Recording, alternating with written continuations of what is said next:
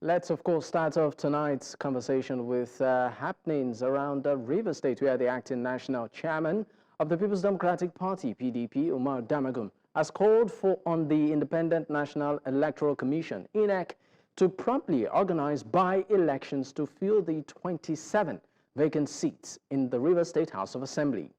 Now, we know that, of course, he did this via a letter where the vacancies arose after the lawmaker aligned with former Governor Nyesom Wike defected from the People's Democratic Party to the ruling All Progressives Congress. Now, this development, of course, has continued to elicit reaction.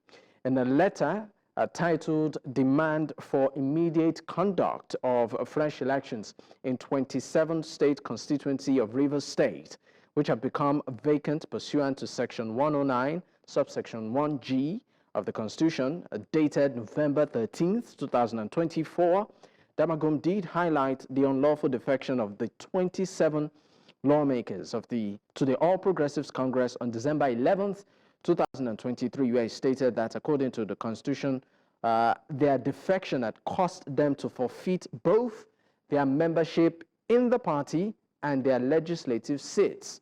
He concluded by demanding that INEC fulfill its constitutional duties and initiate the process for conducting fresh elections to fill the vacancies created by the defection. Now, this letter also included a list of the 27 lawmakers and their constituency.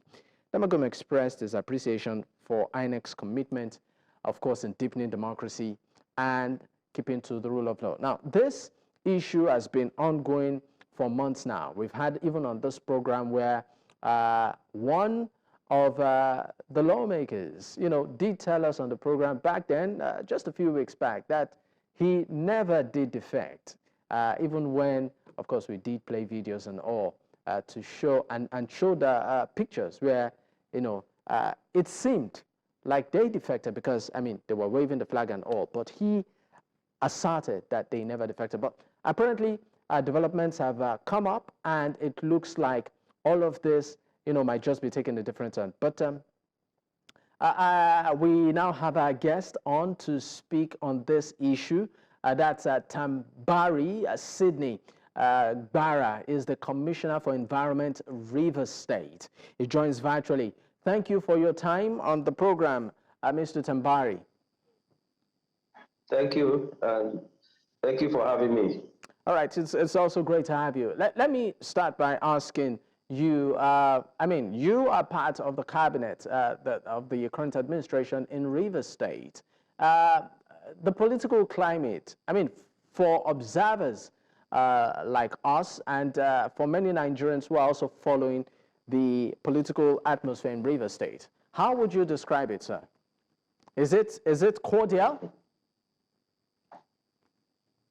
Well, I would say that in recent time, the political situation in Rivers State has been full of a lot of drama. You wake up every morning to hear or see, certain news and certain situations that has never become in the entire politics of Nigeria.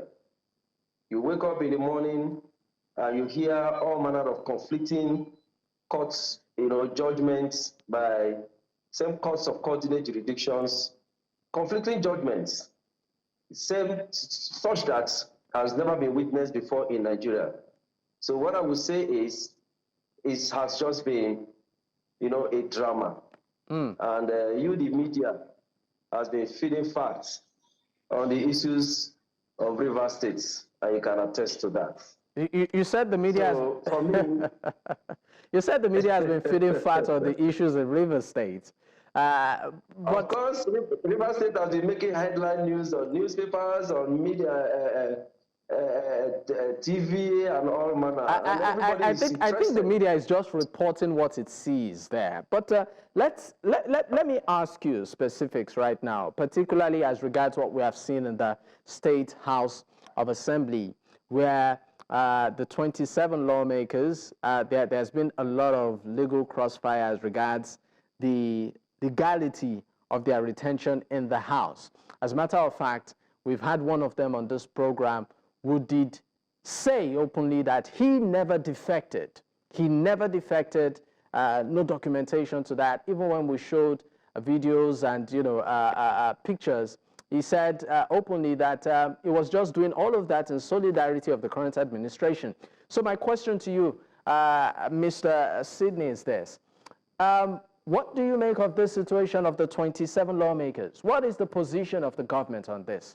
We have a bit of connectivity issues with, of course, Mr. Tambari Sydney Gbara there. He is actually the Commissioner for Environment for Rivers State. He joins virtually. Well, just to bring you up to speed as regards what we are discussing at this time, we are discussing developing stories where, of course, there's a call that the seats of the 27 state lawmakers that defected, some would say allegedly, there's a demand from the, of course, leadership of the PDP that those seats be fresh election be conducted to fill up those seats. As a matter of fact, Damagum is requesting that INEC follows the law, saying that by defection, they cease to be members of the party or even cease to be members of the House, given the fact that they have changed party membership by that action that happened. Now, this, just like what the commissioner said, a lot has happened in Rivers State that has sort of set a new political trajectory. We are beginning to see things that maybe before now, some will say, well, to a large extent, repetition of history, but maybe within different or peculiar context, right? The fact that, the incumbent governor is not, in good terms with the immediate past governor, who is now the minister of the FCT. And we are seeing a lot of politics play out, not just between these two key figures, but their supporters and even cronies. Well, at this point, we'll go on a quick break. When we return, of course, we'll definitely pick up. Do stay with us. Many thanks for staying with us. This, of course, is still Politics HQ on News Central Television. Now, we still, of course, have our guest with us, the Commissioner for Environment of Rivers State, Mr. Tambari Sydney Gbara. And we are discussing recent developments as regards the defection of the 27 lawmakers, where the acting national chairman of the People's Democratic Party, the PDP, that's Umar Damagum, is calling for fresh elections for those seats. I would ask you straight up, Mr. Gbara, what do you make of this call by the People's Democratic Party that fresh elections be conducted to occupy those seats? Well, first and foremost, I would like to let you know that before I became commissioner, I was the state publicity secretary of PDP in the state ESCO. And we all know the drama, that has been playing out long before now. For us, it's coming as a surprise because Damagum has clearly shown the script that he has been playing for quite some time now. He's apparently asking asking the INEC to declare those seats vacant. When was this seat declared vacant? For over a year ago by the NDC-led assembly. And then the party did not deem it necessary to do that because, and we have heard a lot of stories of how, letters were sinisterly, pushed to the courts and all manner trying to protect these defected lawmakers. And so the right thing that would have done is when the court upheld the Edison Assembly as the assembly and it appears we have a bit of connectivity issues with okay, we have him back. We lost you for a moment. Yes, the led ESCO. Yeah, the point I was trying to make is that when the Edison Assembly, as speaker, declared those seats vacant, the action that is supposed to follow was the Damagum-led State National Working Committee to write to the INEC to declare those seats vacant and conduct fresh by-elections in those seats. But they never did that. We know that Damagum has been playing the script of the FCT minister. So it's rather coming to us as a surprise for the sudden turnaround. Maybe let's assume that he has repented, or they are up to something. But for whatever they are up to, I can tell you for free that Rivers youths have moved on with His Excellency Sassimila Yefubara, and they are well on ground ready. And I will tell you, that we are going to take all those seats when the election time comes. So are you in support of the call for fresh elections for those seats? Of course, or you are indifferent? Of course. Okay. That is what we have been agitating for, and I can tell you that there are over 38 litigations in this regard. Over 38 litigations, yes, by concerned voters, by NGOs, by the elders forum in Rivers State, all manner, the clergies, the civil society groups, civil servants, just name it. Over 38 litigations on this matter, all asking that their seats should be declared vacant, because the Constitution, Section 109, subsection 1G, is very, very clear on this. And there is a Supreme Court judgment to this effect. The judgment went further to explain what crisis is before you can do that. So right from the day they defected in December last year, they ceased to become assembly members. All right, but some of them have said that what happened was not even a defection, that they never did defect. And even to some, that there's no documentation, to that. So, I mean, what do you make of such a assertion by some of these lawmakers who still think that, or would deny defection? Well, I know the area they are taking advantage of. The law specifies that for a legislature to defect, you will officially write to the speaker. And as at that time, it was not insinuated that maybe if the speaker is one of them. But it is clear on national television that they defected. They had programs in Port Harcourt where they announced their defection. There are court depositions, which they made, documents they made in the court, as depositions are clearly showing that they were PDP members and now they are APC members. So you see, the damage control didn't work for them. They have tried every manner in trying to damage control the situation, but it is a bad and terrible case for them. Maybe that's why they are maybe having a rethink to maybe face the reality as it is. I mean, let's also look at the influence of the former governor of the state, who is now the FCT minister. That's in person of Mr. Nyesom Wike in all of this. How do you see it playing out? Do you think that, in a way, at the end of the day, his influence will kick in and maybe nothing would happen? Are you prepared for that? Yes, our people used to have an adage in my place. They say when you cook as a person for the community, the entire community will eat your food. But if the community comes together to cook for you, you cannot be able to finish that meal. And the voice of the people is the voice of the gods. The FCT minister was governor for 8 years, and we stood by him. We gave him all manner of respect. Rivers youth died in 2019 for his re-election. Over 30 youths were killed in a local government called Abunima. In my own local government, my bosom friend, who is a lecturer and a chartered accountant, was gunned down in cold blood in trying to defend the result for Nyesom Wike to emerge as second terror. So we gave him the all, as he calls, support and loyalty. And this is a new tenor. We have a new governor, which he brought.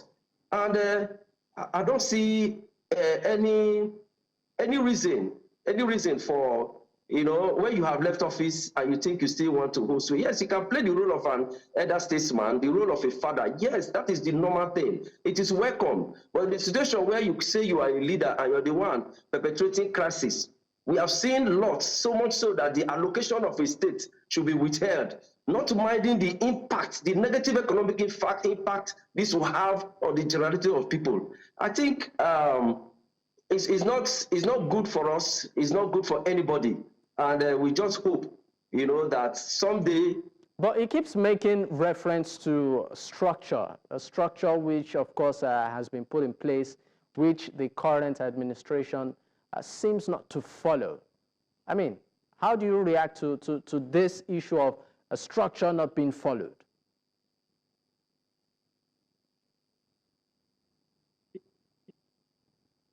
All right, it looks like we have a bit of connectivity issues there with, of course, Mr. Tambari Sydney Gbara. I think he's back. Okay, you're back. Great. Yes. When a governor is elected, according to PDP constitution, he immediately inherits assets and liability of the party. He is the leader of the party and takes over anything, whether structure, whether debts, whether facilities, whatever that belongs to that party as PDP, he takes over it. And right now, as I speak to you, His Excellency Sasinari Fubara is the Executive Governor of Rivers State, and he takes over anything that has to do with PDP in Rivers State. So there is no issue of struggling for leadership, who is leader, who is not leader. No, that is not in the equation. He is the leader, and he has, if there is anything structure in Rivers State, he is the one that has it, and he's the one that is in control. How united is the PDP in Rivers now? Well, yes, we are united for a common purpose. For those of us that with the governor, we are there, we are united. You see, what we have to look at when we talk about unity, you know, there's always those who are crisis mongers. When it's not working in their favor, they want to ferment crisis. But you look at this in the ratio of where is the majority? The majority in PDP are united. You know, we always have this skirmish elements who, one way or the other, we want to try to, you know, paint a picture as if, you know, there are crises or there are disagreements among the people. For us as PDP, we are united in Rivers State in support of His Excellency Sasinari Fubara, our leader. If another person has a contrary view, he's free to air that. I mean, the reason why I ask this is because the local government elections just held in the state, and the PDP couldn't even secure one local government area. It was what some people say a practically not so popular party, swept, you know, across the polls at the local government level. So, I mean, does that show a united party in the state? Well, that's politics for you. You know, this whole embargo or impasse, you know, was a little distraction. And in trying to put ourselves together, before we knew it, we suffered this very shameful defeat. But however, you know, life goes on. We are still struggling as a party. We have learned our lessons, and we have put ourselves together to ensure that in the general elections to come, we make sure we reclaim back our seats. Maybe in the next 3 years, when there's going to be another local government election, we'll reclaim back our seats. It's politics. Sometimes you win, sometimes you lose. All right. Now, how has all of this impacted on the governor's, well, I call it administration of the state, particularly when it comes to his day-to-day operation?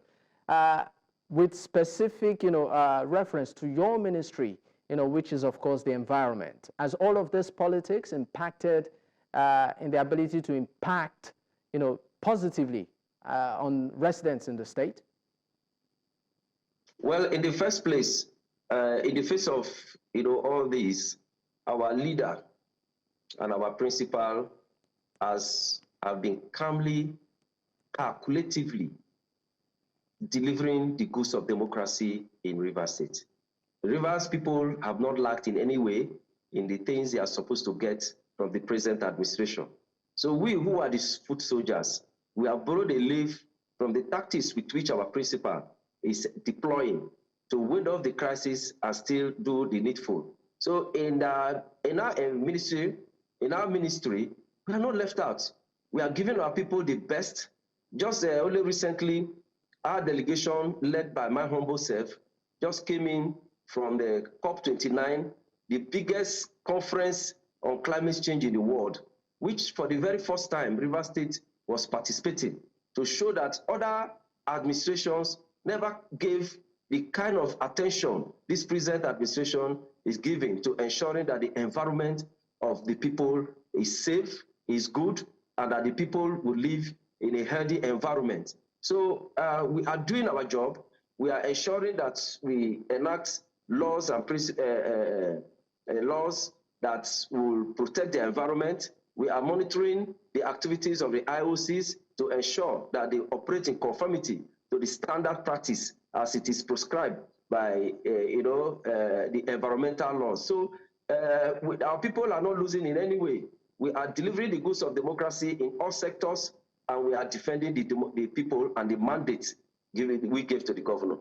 All right. At this point, we'll go on a quick break. I would not let you go yet. When we return, of course, we'll delve more into some of those environmental reforms that is being put in place to ensure that Rivers is clean, safe, and healthy. Do stay with us.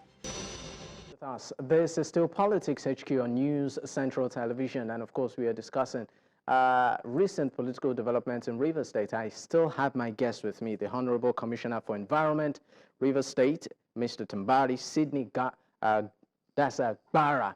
Thank you for staying with me, Yes. sir. Let me come to your ministry now. We know that in Rivers State, being an oil-producing state, there are peculiar environmental challenges. Permit me to just mention a few.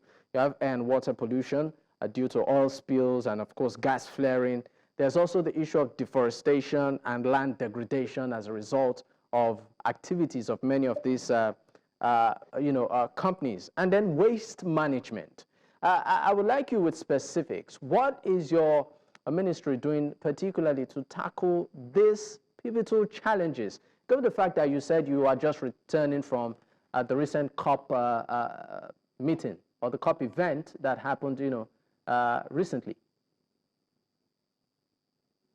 Yeah, our experience in Baku, Azerbaijan, where the recent COP conference was held, was so refreshing and quite interesting. It has taught us a lot. It was an eye-opener, interacting with people who are from different parts of the world, who are interested in ensuring that the environment is safe. I will tell you that Rivers State is the highest producer of carbon because of the activities of IOCs in the states, the activities of oil and gas. In Rivers State, we have a refinery, even if it's moribund. We have, but if you go there, you still see the gas being flared. We have IOCs who are, mining oil, crude oil, both onshore and offshore. And this has adversely affected our environment, so much so that we are almost like an endangered species in our own community.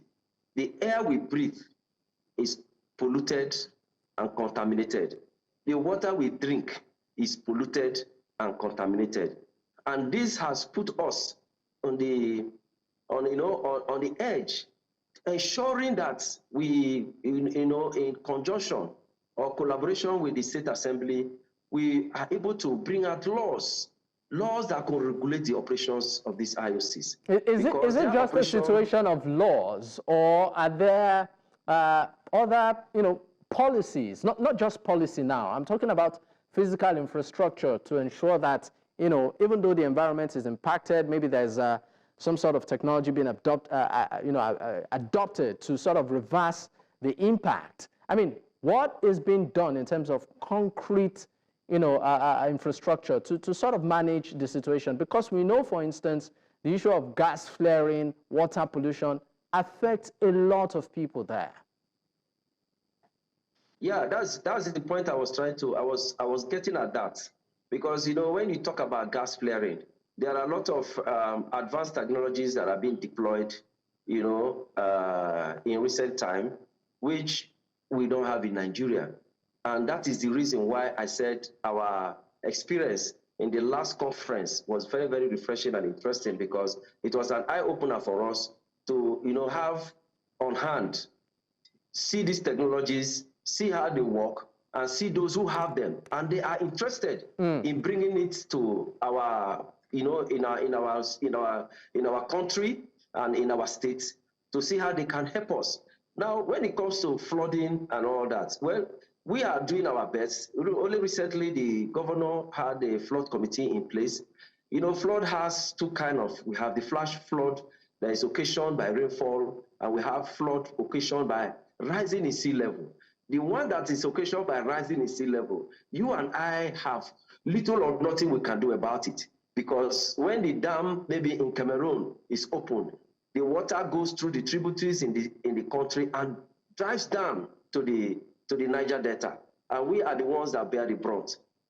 So, but earlier before now, our ministry have done a lot of deseating of major canals in the Port Harcourt metropolis. We have encouraged our people not to drop drains, waste in the drains. We have encouraged our people to clear their drains. Maybe that is the reason why the flood this year didn't have the much impact that we had about 2 or 3 years ago. Okay, so can you give us an idea? Sorry. Can you give us an idea? You said maybe that's the reason why the flood this year didn't have as much impact. So can you give us a scale of the magnitude of what it used to be and what it is now?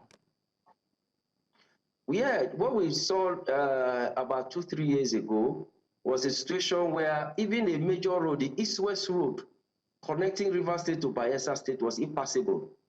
People had to use flying boats and canoes, to cross the river. That was that level. Nearly all the communities in about, let me say, 12, 13 local governments were sacked, not only in River State, but also in Bayelsa State. That was the extent. And some time passed, we had carbon emission. We call it black soot, where you see your room, your kitchen, everywhere you live is stained by black soot as a result of carbon emission.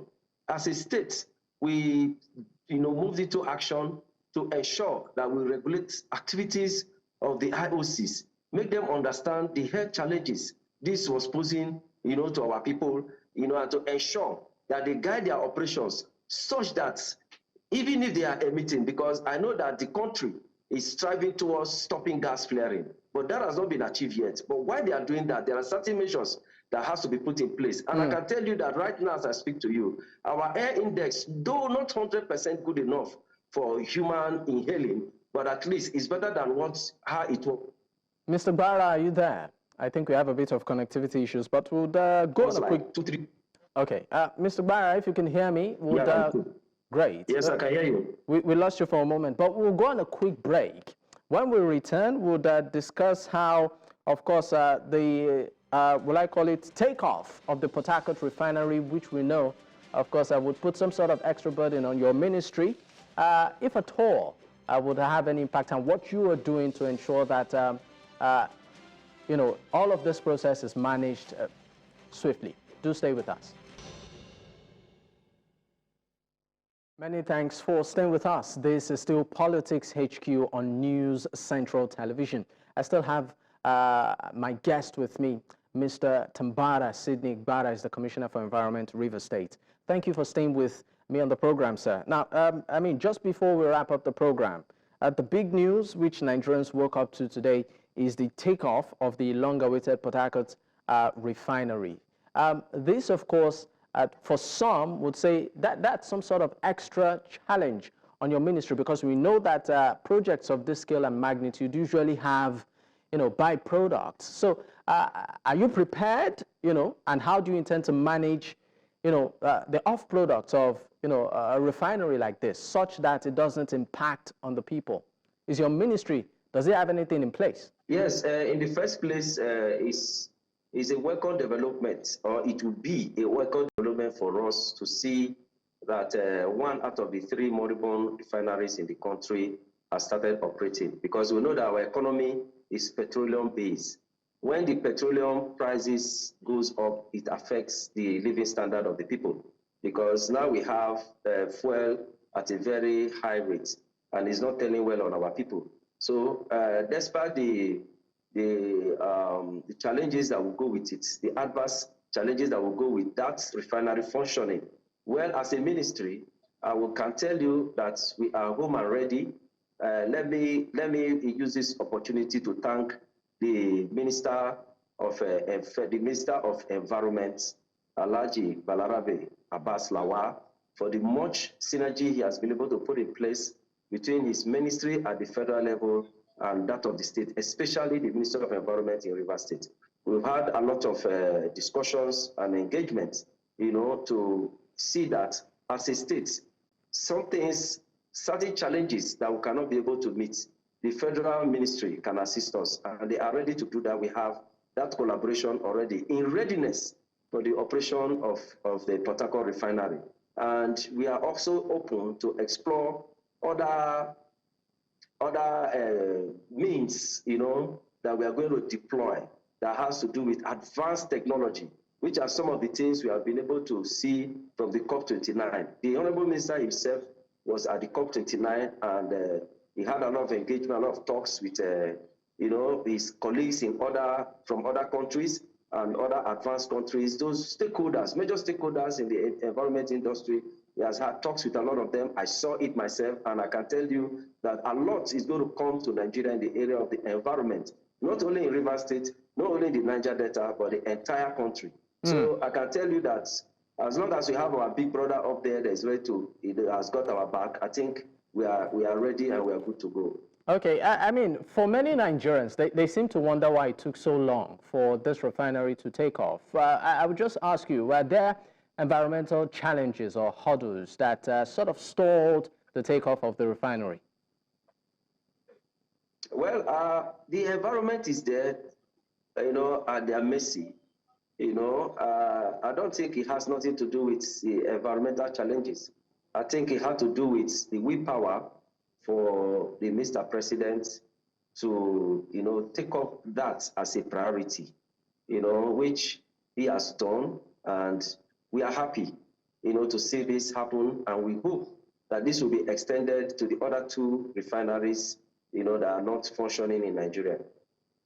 All right. Now, before, of course, I let you go, just back to the call, the PDP saying that elections should hold. I'd just like your final thoughts on the matter and what you maybe see in the coming weeks. Are you open to a truce just in case maybe the 27 lawmakers decide to sort of shoot swords and make amends?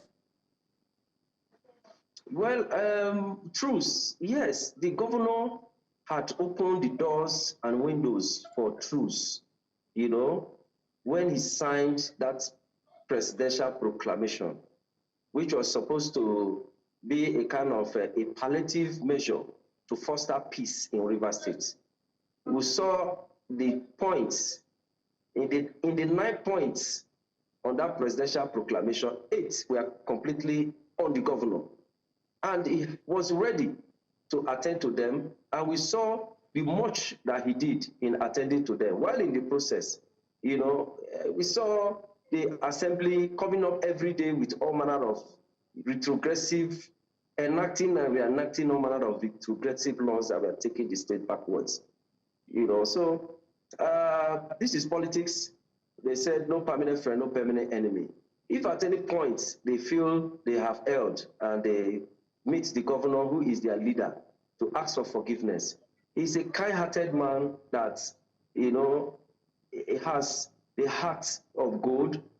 His disposition for peace is unending, and he's ready, which he has said in different forums, that no sacrifice is too much for him to give to ensure or to ensure that there will be peace in Rivers State. So if at this point the assembly members who are our friends, our brothers, sheathe their sword and have a rethink and decide to meet with their leader to ask for forgiveness, I think he will gladly welcome them back, and we as well will be happy, so that we can now concentrate on the business of, giving to our people what they desire and what they deserve. All right. Thank you so much for your time on the program, Mr. Tambari Sydney Gbara, the Honorable Commissioner for Environment, Rivers State. Once again, thank you for your time. It's my pleasure. All right. And of course, that's a wrap on the show tonight. In case you missed out, there will be a repeat broadcast later tonight. You can also follow up on our YouTube platform. That's News Central TV. You can catch up with us on social media with the same handle, News Central Television. You can follow me personally at Dapo at Digboyi. Until I come your way tomorrow, good night.